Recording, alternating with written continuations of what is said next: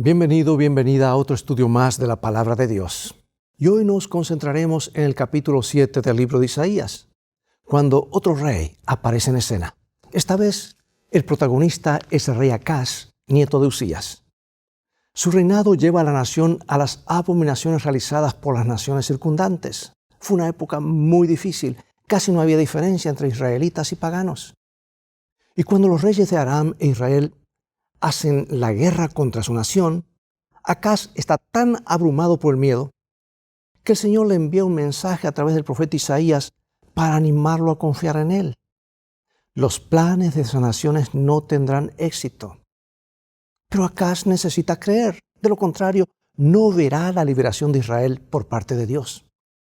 Y en este estudio lo dividiremos en 3 secciones. El desafío del rey Acaz. Número 2, el Señor cuida al rey Acaz. Y número 3, esperar y mirar en silencio. Y Dios llevó al infiel rey Acaz a circunstancias en las que tuvo que tomar una decisión muy difícil. ¿Creer o no creer? Esta era la cuestión. Y aunque el Señor le ofreció darle cualquier señal que se le pudiera ocurrir, se negó a permitir que Dios le mostrara una razón para creer. En cambio, eligió como amigo al rey de Asiria, un pagano, que estaban listos para destruirlos. Bueno, vamos a esta lección que hoy nos habla de los peligros que debemos evitar y cómo escuchar la voz de Dios es el camino más seguro. En un momento más regresaré.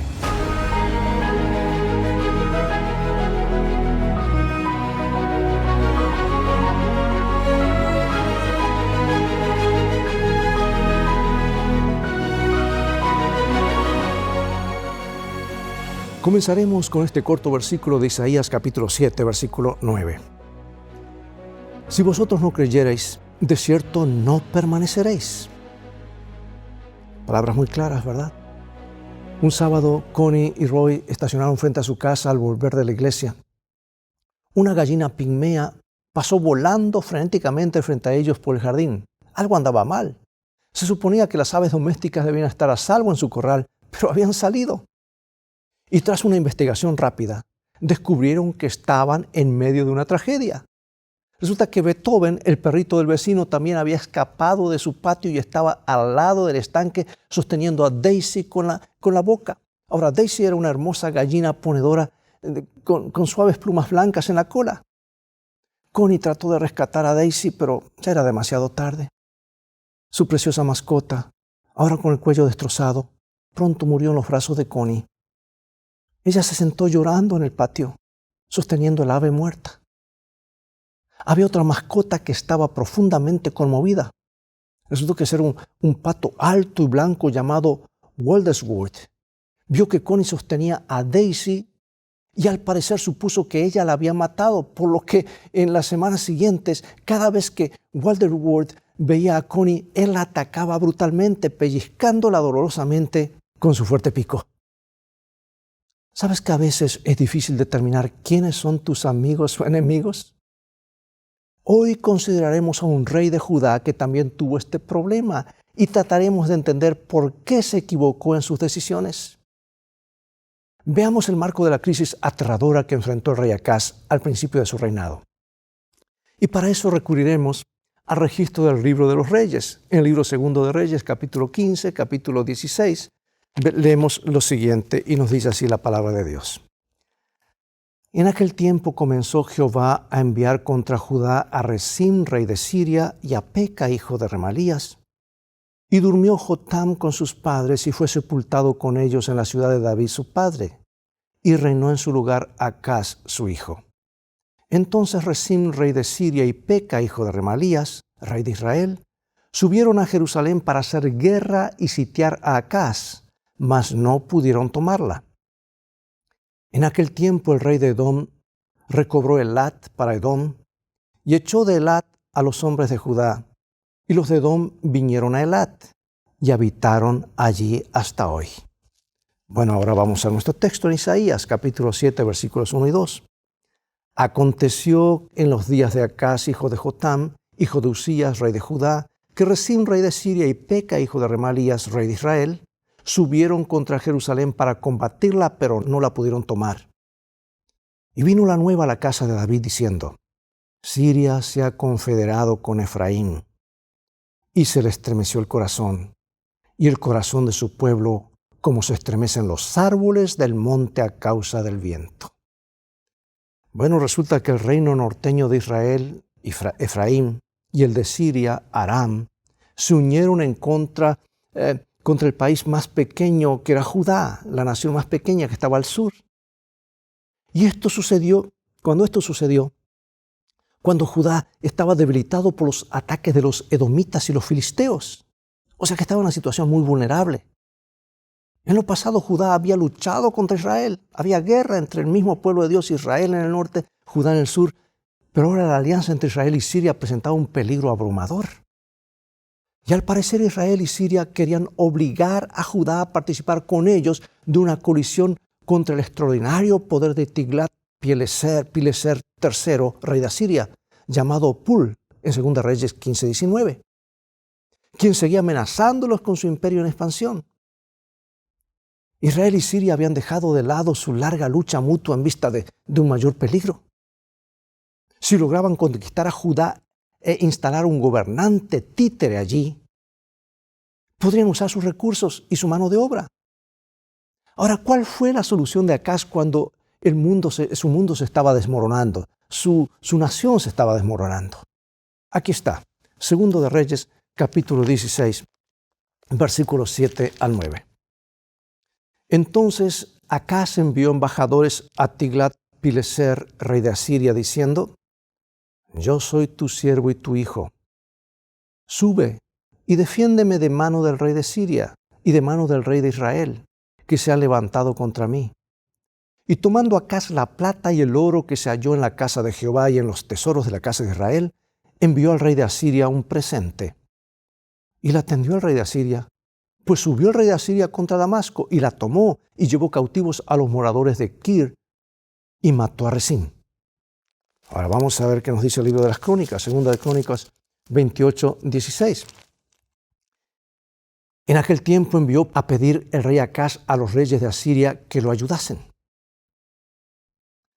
En lugar de reconocer que Dios era el único amigo que podía rescatarlo a él y a su país, Acaz trató de hacer buenas relaciones con Tiglat-Pileser o Tiglat-Pileser III, el enemigo de sus enemigos.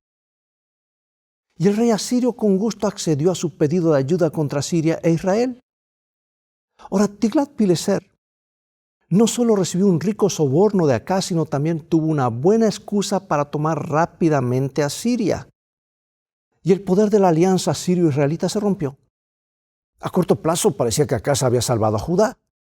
Sin embargo, esta acción por parte de Acaz de no consultar a Dios no debería sorprendernos, porque había sido uno de los peores reyes que gobernó Judá hasta ese momento.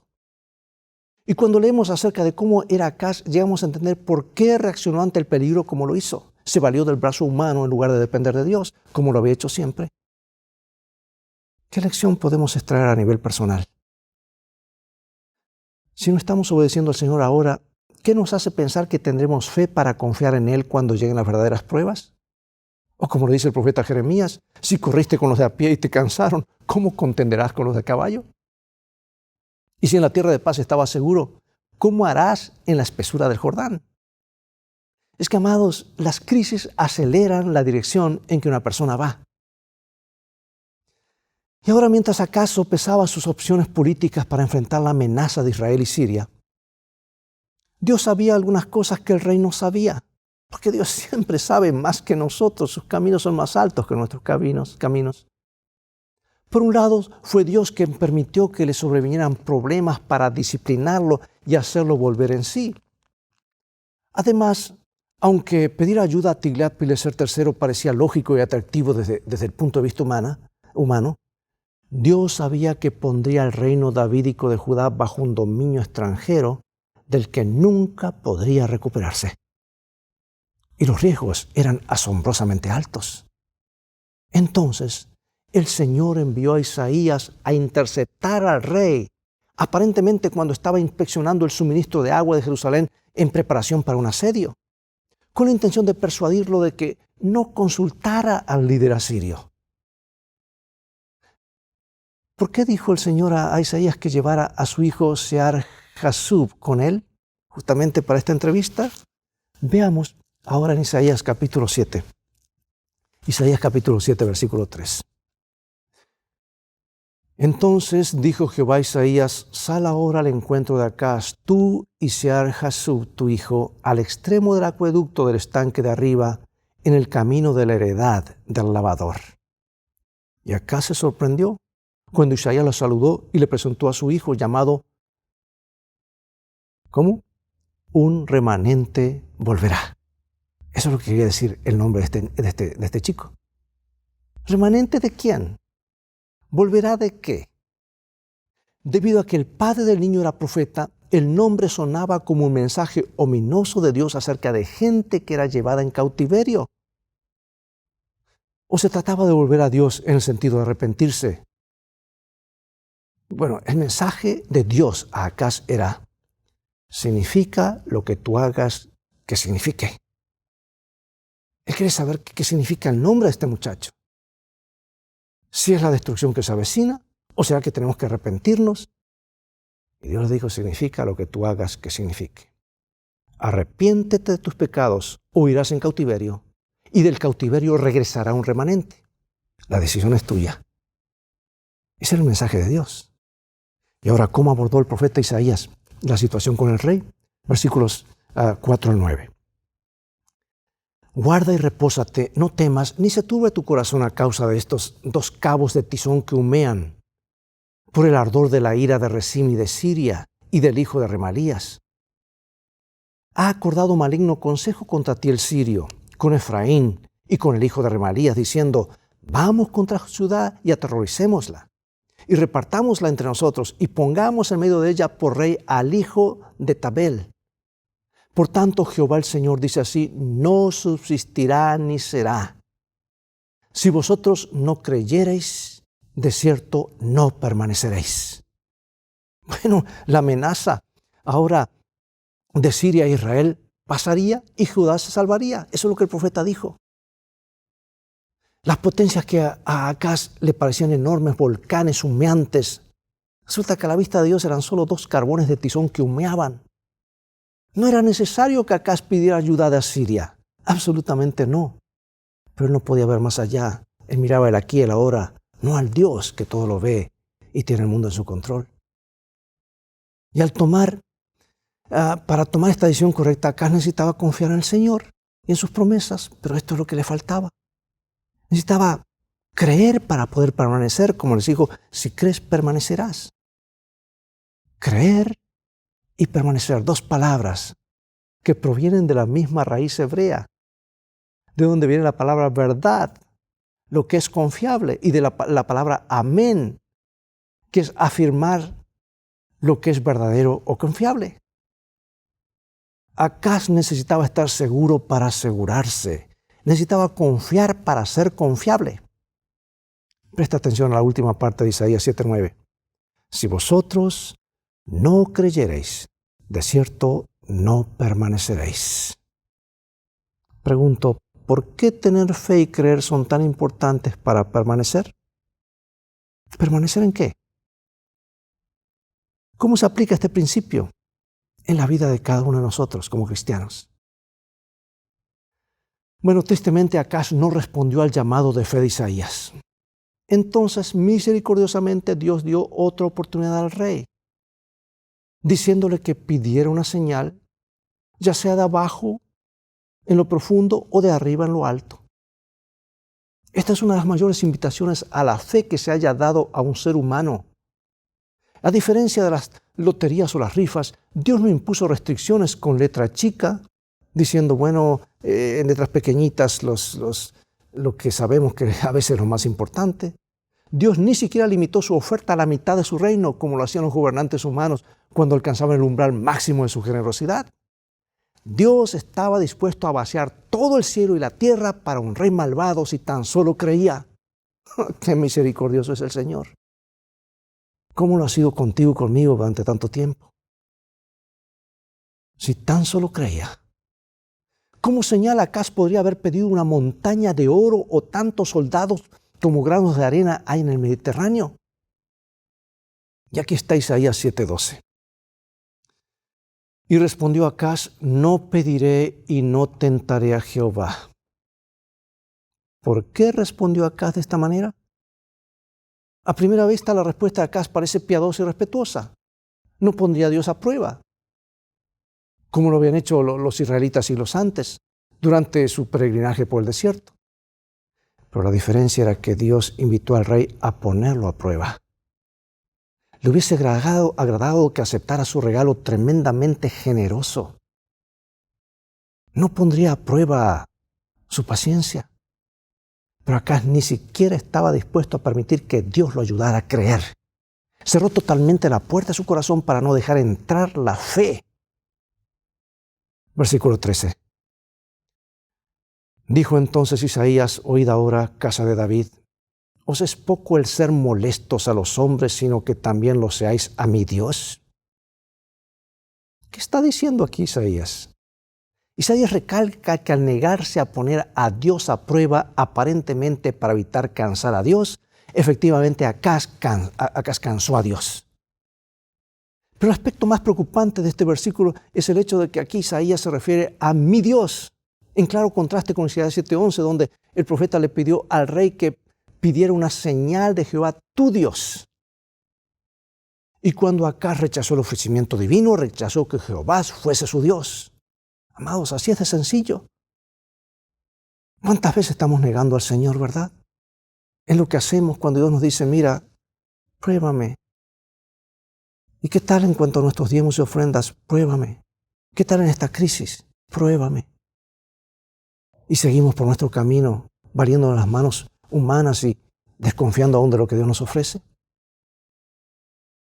Pero resulta que ahora Él se apartó de Dios y Jehová ahora es el Dios de Isaías, pero no el de Acaz. Terrible. Hermanos, esto conmueve hasta los huesos. Por eso pregunta: ¿qué nos enseña esta lección acerca del día cuando la paciencia y la voluntad de Dios para darnos la salvación a todos se acabe? ¿Qué nos dice también acerca de la ceguera y la dureza del corazón humano cuando no se rinde completamente uno al Señor? Al final, incluso si Dios le hubiera dado a Acaz alguna señal que él hubiese deseado, ¿crees que Acaz hubiese creído? No, amados. Por eso las crisis aceleran la dirección donde la persona va. ¿Qué más pudo haber hecho Dios? ¿Qué más puede hacer Dios por ti, por mí en este momento, si seguimos endureciéndonos? Por eso hay una pregunta, amados, que ni el mismo Dios puede contestar. Permanece en silencio. Tú has escuchado tal vez los temas evangelísticos o el título que algunos evangelistas ponen: la pregunta que el Dios Todopoderoso no puede contestar. Sí, Dios es todopoderoso, pero hay algo incomprensible en el cual el cielo y Él permanecen en silencio, porque es algo incomprensible para Dios y los ángeles. Y está en el libro de Hebreos capítulo 2, versículo 3. ¿Cómo escaparemos nosotros si descuidamos una salvación tan grande? No queda sino una sola opción, que está en Hebreos capítulo 10, versículo 26 y 27. Ya no queda más sacrificio por los pecados, sino una horrenda expectación de juicio, de hervor de fuego que ha de devorar a los adversarios. El ofrecimiento de una señal, ya sea de abajo en lo profundo, de arriba en lo alto, no conmovió a Acaz. Entonces, cuando Dios afirma que Él mismo dará una señal, suponemos que ésta tendrá dimensiones asombrosas, que solo la imaginación divina puede concebir. Y aquí está la señal divina. Acaz no aceptó una señal de Dios, ahora Dios mismo da una señal. Y esta tiene que ser contundente. Versículo 14. Por lo tanto, el Señor mismo os dará señal. He aquí que la Virgen concebirá y dará a luz un hijo y llamará su nombre Emmanuel. Y ahora quiero comparar esto con otros versículos. Isaías capítulo 55, versículos 9 y 1 Corintios 2:9. Como son más altos los cielos que la tierra, así mis caminos más altos que vuestros caminos, y mis pensamientos más que vuestros pensamientos. Antes bien, como está escrito, cosas que ojo no vio, ni oído yo, ni han subido al corazón de hombre, son las que Dios ha preparado para los que le aman. Y cuando vino el cumplimiento del tiempo, Dios envió a su Hijo, nacido de mujer y nacido bajo la ley, para darnos la presencia de Dios con nosotros. Jesús es la solución para el problema humano y estaba representado por el corderito que moría, símbolo del Cordero de Dios, el mayor regalo del cielo. Y al igual que el nombre de los hijos de Isaías, Sear Jasub, un remanente volverá, el nombre Emanuel tiene un significado y es literalmente Dios con nosotros o con nosotros Dios. Pero la traducción comúnmente aceptada, Dios con nosotros, pasa por alto algo importante. Al igual que con otros nombres hebreos de este tipo que carecen de verbos, se debe proveer el verbo estar, ¿verdad? Porque no se expresa así en hebreo. Entonces, Emanuel bien puede ser traducido, Dios está con nosotros. Así como el nombre de Jesús en griego y abreviado del hebreo Joshua o Josué significa el Señor es salvación, el nombre Emanuel es una promesa encapsulada que se cumple. Dios está con nosotros. Dios ahora, un hijo vendrá a dar la solución definitiva al problema del mal. El tuyo, Rey, el de tu generación que sigue, el de todas las generaciones hasta el fin de los siglos. Él va a estar con su pueblo. Amados, no hay mayor seguridad y consuelo. Dios no promete que su pueblo no sufrirá dificultades ni dolor, pero promete estar con él. El salmista dice, aunque ande en valle de sombra de muerte, no temeré mal alguno, ¿verdad? Porque tú estarás conmigo, tu vara y tu callado me infundirán aliento. Y Dios dice, cuando pases por las aguas, yo estaré contigo. Si por los ríos, no te anegarán. Cuando pases por el fuego, no te quemarás, ni la llama arderá en ti. Nos preguntamos, ¿dónde estaba el Señor cuando los babilonios arrojaron al fuego a los 3 amigos de Daniel? Estaba con ellos. ¿Dónde estaba el Señor durante el tiempo de angustia de Jacob cuando luchó hasta el amanecer? En los brazos de Jacob, lo más cerca que pudo llegar.